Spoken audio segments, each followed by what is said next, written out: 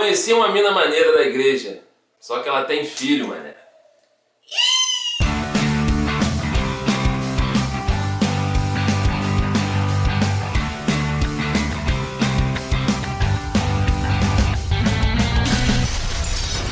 Baseado em fatos reais. Bom, na nossa geração, né, tem muita mãe solteira. E, graças a Deus, essas mães solteiras encontram Jesus no meio do caminho, que foi o meu caso. Fui para Jesus com 19 anos. Eu tive Duda com 15 anos de idade, essa menina linda que vocês estão vendo aí, com 20 anos de idade hoje. Ela tinha mais ou menos uns 2 aninhos de idade. Quando eu cheguei lá, eu encontrei algumas dificuldades de interação, tanto minha quanto do povo. Uma vez eu vi uma ministração diante do trono, num congresso de casais que eles fizeram, e eu achei muito interessante a abordagem que eles deram sobre a questão dos divorciados. E aí uma pastora lá, que eu não me recordo o nome, ela estava trazendo o testemunho do marido dela, porque o marido dela tinha sido divorciado, chegou na igreja, ela se interessou por ele. Uma mulher que estava se guardando e tudo mais, só que ela encontrou muito preconceito até mesmo da família para esse tipo de relação. Ela, uma mulher pura, estava esperando em Deus e ia casar com um divorciado.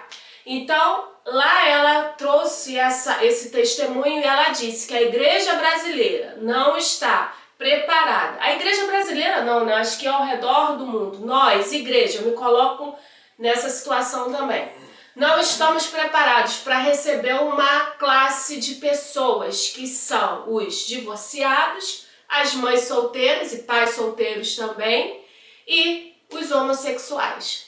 Então, quando eu cheguei nessa realidade lá atrás, em 2003, que foi quando eu me converti, eu encontrei alguns preconceitos e eu também já tinha uma dificuldade de complexo de inferioridade. Então, assim, quem me abraçou na igreja nessa época? As mães, as mulheres. Então, na época eu fui para uma célula de mulheres que me acolheu, cuidou de mim. E aí, num determinado momento, eu fui para uma célula de jovens, onde os líderes são meus amigos até hoje. Nunca me olharam com nenhuma diferença, nunca me olharam com nenhum preconceito. E aí, o que acontece? Eu era uma menina, minha menina, 19 anos, tinha passado por muita situação ruim por minha escolha e ainda tinha uma filha. Então, você casar na igreja sem ser virgem já é um negócio difícil. Aí, quando você o quê? Tem um filhinho ali, vai tirar a cola, o negócio fica mais difícil ainda. Mas não ter dificuldade para um coração puro e arrependido diante de Deus, porque eu precisei andar em arrependimento. E o nosso Deus é o Deus do impossível. Nesse meio tempo aí, Deus foi me tratando e eu conheci quem? Essa pessoa, que tem uma história bem legal também. Então, cheguei na igreja, um ano depois mais ou menos, que a Aline já estava. Eu vou dar uma rápida resumida da nossa história nessa área de conhecimento, de ela ter uma filha. Provavelmente a gente vai contar um dia a nossa história aqui mais a fundo, né? Podemos contar. E aí, beleza, cheguei na igreja. Então, quando você chega num lugar, você conhece todo mundo ao mesmo tempo. Então, na verdade, você não conhece, você só vê e é muito rosto novo. Mas você que está sendo visto, você é um só. Então, muita gente lembrava de mim chegando, mas eu não lembrava de quase ninguém que eu cheguei vendo lá.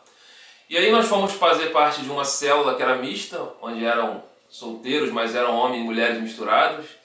E onde eu conheci a Aline e tudo mais, tomei conhecimento de quem ela era, antes de saber que ela tinha filha, soube muito pouco antes de saber que ela tinha uma filha, mas eu comecei a ver ela de forma diferenciada. Quando eu tomei conhecimento que ela tinha uma filha, isso pra mim nunca fez diferença nenhuma. Só que na cabeça dela, ela ia chegar na igreja, ela ia casar com um cara mais velho, com a vida já estruturada e tal, onde a filha dela seria um mero detalhe por conta de questões financeiras e de questões de maturidade desse futuro padrasto da criança. Já que o cara já teria sua história toda praticamente consolidada. Porque na minha cabeça, precisava de ser uma pessoa mais velha para entender a minha condição. Então eu não consegui até mesmo aceitar Léo na época, quando a gente estava se gostando, porque eu achava que ele era muito menino. A gente só tem 1 ano de diferença um do outro, então eu achava que ele era muito menino para poder amar minha filha como filha dele. Então, vou dar uma resumida porque o nosso foco não é necessariamente esse, né? Eu quero falar algo mais a fundo do pós, depois desse conhecimento, depois de casar.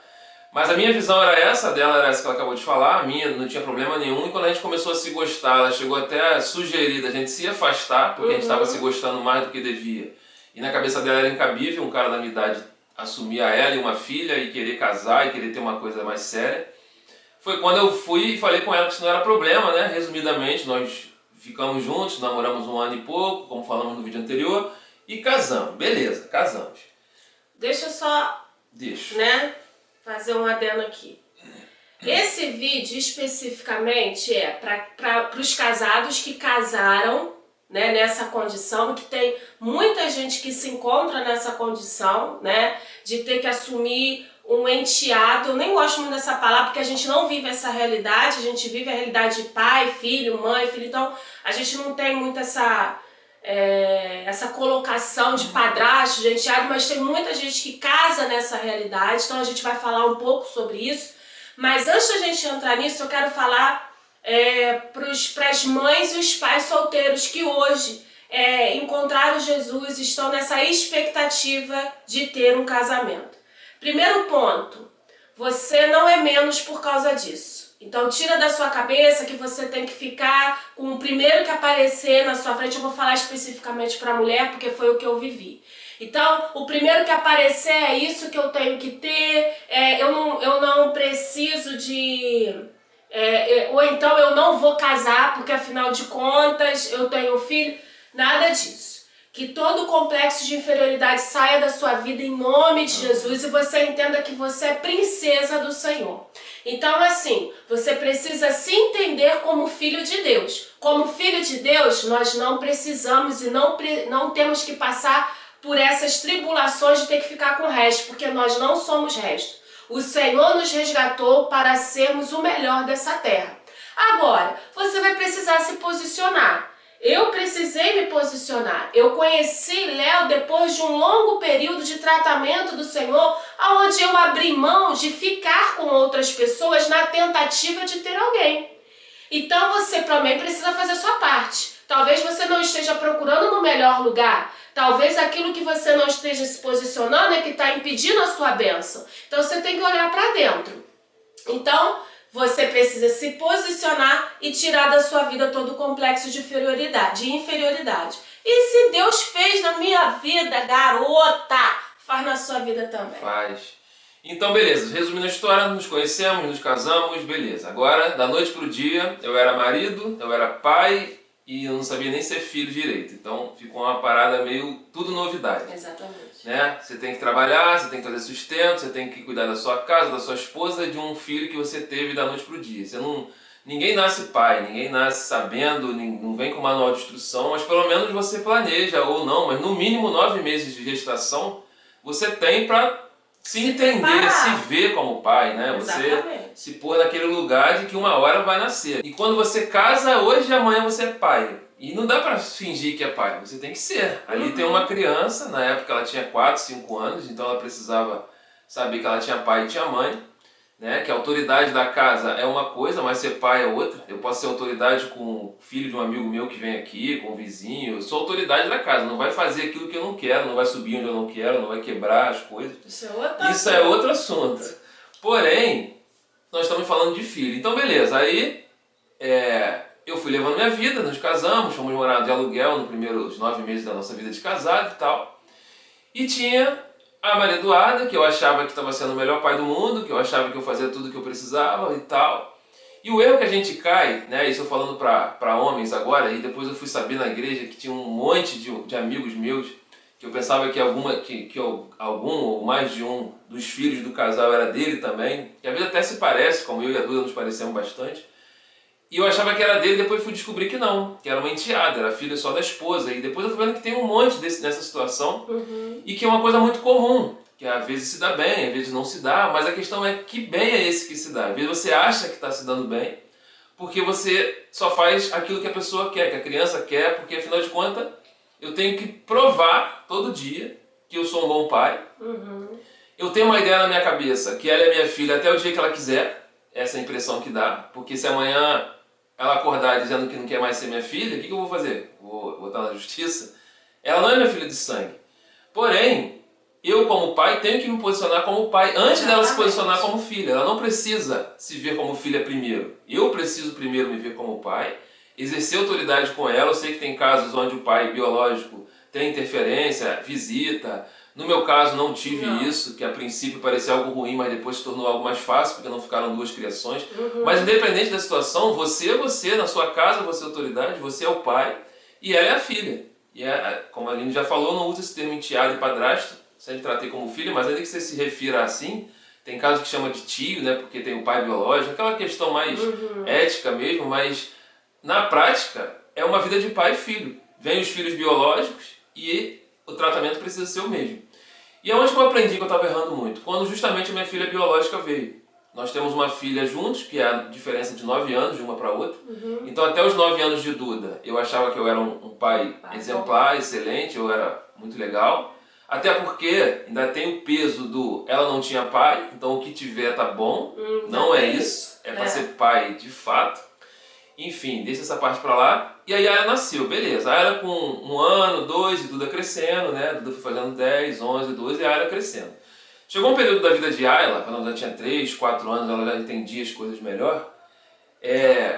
Eu comecei a ver que quando a Ayla errava com alguma coisa, eu corrigia ela muito rápido. Eu era muito rápido em corrigi-la.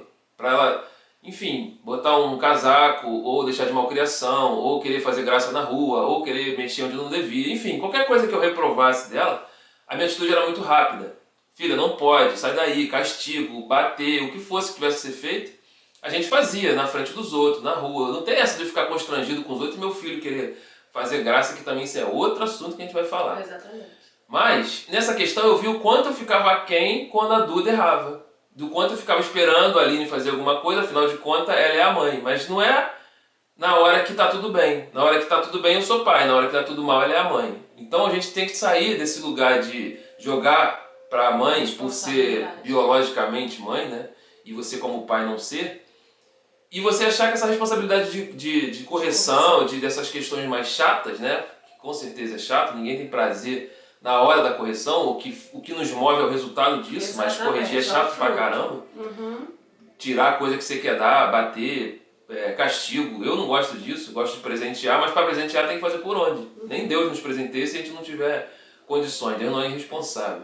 Então esse lugar tem que ser nosso, a gente tem que assumir esse lugar. E quando eu vi a velocidade que eu fazia as coisas com a Ayla e o tempo que eu demorava para fazer com Duda quando fazia, me fez refletir, caramba, eu preciso ser um pai da mesma maneira. Porque o amor é isso, é dizer sim e dizer não. É dar limite, isso é amor completo. E se você não vê a tua correção como algo que vai trazer um fruto, você nunca faz, porque sempre parece algo ruim. Sempre parece algo ruim. Parece que você está tirando, parece que você não está evitando um problema, você está tirando uma coisa boa, mas você está evitando um problema futuro. Né, que não biologicamente falando, pode ter essa dificuldade na correção exatamente por causa disso. Então é o que ele está falando, tinha muita facilidade, era rápido em corrigir Ayla, mas não era rápido, não tinha a mesma velocidade para corrigir Duda, e foi aí que ele encontrou essa lacuna aberta, onde Eduarda precisava de um referencial de pai completo, até mesmo na hora de dar limite. E outra coisa, não se move com expectativa, né? Não queira ser aprovado ou fique com medo de ser reprovado. Eu prefiro que ela me reprove na ótica dela, né? Que pela idade que tinha, não tinha maturidade nenhuma para isso, então o madura que tem que tomar a decisão de fazer primeiro. Eu não estava nem aí se no dia seguinte ela fosse bater perna, dizendo que não era que eu não sou pai dela, que não sei o que, não interessa. Eu tenho que ir até onde me cabe. Até onde me cabe eu tenho que fazer. Se ela vai aprovar, se ela vai reprovar, se ela vai achar ruim de ficar de biquinho, vai reclamar, não interessa, não cabe a você. O que não pode é você criar um monstro dentro da sua casa porque você nunca tomou autoridade naquele lugar. E quando ela crescer, ou ele vai querer mandar e fazer porque nunca teve limite. Só vê na mãe uma pessoa assim, mas o pai no fim das contas é só mais um dentro de casa. Parece que a mãe é a mãe de todo mundo, é a mãe dos filhos e a mãe do marido, ou no caso do padrasto, na visão dela ou dele. Então você precisa se posicionar. Tá dentro da tua casa, é filho da sua esposa, é teu filho também para tudo, para dar os presentes, para fazer as festas iguais. Se não dá para um, não dá para ninguém. Se dá para um, tem que dar para os dois. Exatamente. Essa diferenciação para poder agradar, às vezes, enfim. Eu conheço casos assim, claro que eu não vou citar, mas é muito triste. É muito triste. Você vê o filho biológico sendo tratado de uma forma e o outro como um bastardo lá que veio colado com a mãe ou com o pai porque ninguém escolheu aquela criança. Exatamente. Eu lembro da época que eu namorava a Aline, que teve uma briga nossa que parecia que a gente ia se separar, ou não lembro se a gente se afastou por um período, que eu ficava preocupado de como que seria para eu ver Duda se caso a gente não ficasse mais juntos. Porque se ela fosse minha filha, querendo ou não, eu ia ter que vê-la. Era minha filha. A mãe não tinha como evitar que isso acontecesse. Mas de uma enteada, o que eu vou fazer? Eu vou buscar ajuda de quem? Você não tem direito nenhum. Então eu tinha um apego tão grande que às vezes eu brigava e pensava mais em Duda do que nela própria. Porque, caramba, se eu ficar sem a Aline, automaticamente eu perco tudo. Então quando a gente se casou, eu casei com esse pensamento. E eu lembro dela perguntando à mãe dela se ela ia poder me chamar de pai. Já tinha toda uma preparação antes da gente se casar, apesar do pouco tempo de namoro. Então a gente entrou nisso sabendo. Eu casei com 23 anos, eu sabia que eu ia ser pai, que eu ia ser marido, que eu não sabia como, não sabia o que, óbvio que eu não tinha a maturidade que eu tenho hoje. Mas você tem que estar disposto pelo menos a querer, a mudar, não querer viver tua vida de solteiro, de ir para onde você bem entende que pode ir, e de achar que você, enfim, a vida não mudou nada, só mudou o status lá do Facebook. Mas tem uma série de coisas que você precisa mudar e agir para que essas coisas aconteçam, para que aquilo que você decidiu viver, você casou porque você quis, com uma pessoa que tinha um filho, então você tem que casar com essa pessoa também, como se fala, né? Casou com a pessoa, casou com a família, que dirá filho, que vem junto. Então não é fácil, mas você precisa ter coragem, porque um dia você vai colher o fruto disso. Amém. E você vê teu filho crescer, biológico, junto com tua enteada, né? Que eu não gosto desse termo, como se fossem irmãos de sangue, e dentro da família não ter diferenciação. E quem chega na nossa casa não sabe da história, acha que todo mundo é filho de todo mundo. Isso é o padrão de Deus. Isso é o que a gente tem que ter como objetivo. Exatamente. Não pegue o filho do outro que você decidiu casar, cara, como se fosse alguém que está ali sobrando. É isso aí. Parece que se aquele filho adoecer, você nem sente, você não compra nem remédio. Mas se é o teu, você sai na chuva, você faz, acontece. Está tudo errado. Porque aquela criança que está sendo maltratada ou destratada, ela está crescendo, cara.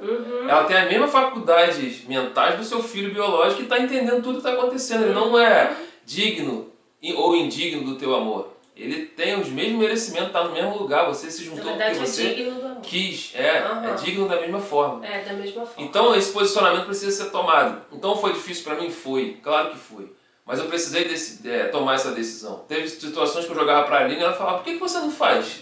Por que você não vai lá e diz o que você tem que dizer? Por que você não vai lá e toma essa atitude que você acha que eu tenho que tomar? E ela, por sua vez, também tem que saber se posicionar como mãe, de ver e saber que a autoridade da casa e o marido dela é que está fazendo. Exatamente. Não adianta também querer que o marido haja, ou que a esposa haja à altura, mas você que é o biológico da história, fica cheio de mimimi tomando parte do filho. Aí exatamente, é o que mais acontece também. Pode parar o vídeo aqui, que esse vídeo não é pra você não, você tem que se posicionar. Como mãe, eu tinha esse entendimento muito bem formado. Além, ele casou sabendo que ele tinha uma filha para criar, e eu casei sabendo que agora minha filha ia ganhar um pai.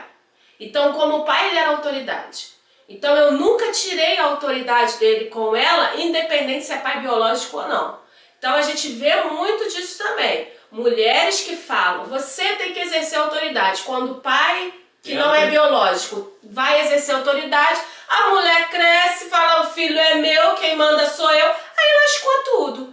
Tem que ser em união. É filho, pai e mãe. Pronto, acabou. Esse é o padrão de Cristo. Não ter diferenciação nem entre as crianças quando você tiver seu filho biológico para aquele que foi o que não nasceu de você. E também não pode ter diferenciação entre o casal, sabendo cada um o seu lugar de autoridade. Beleza. Amém, gente? É isso aí. Considerações finais? Não temos considerações finais, como sempre, mas curta aí as nossas paradas aí que nós estamos falando. Não é siga não, Laila fala pra gente fazer o quê? Inscreva-se Inscreva-se no canal. Valeu!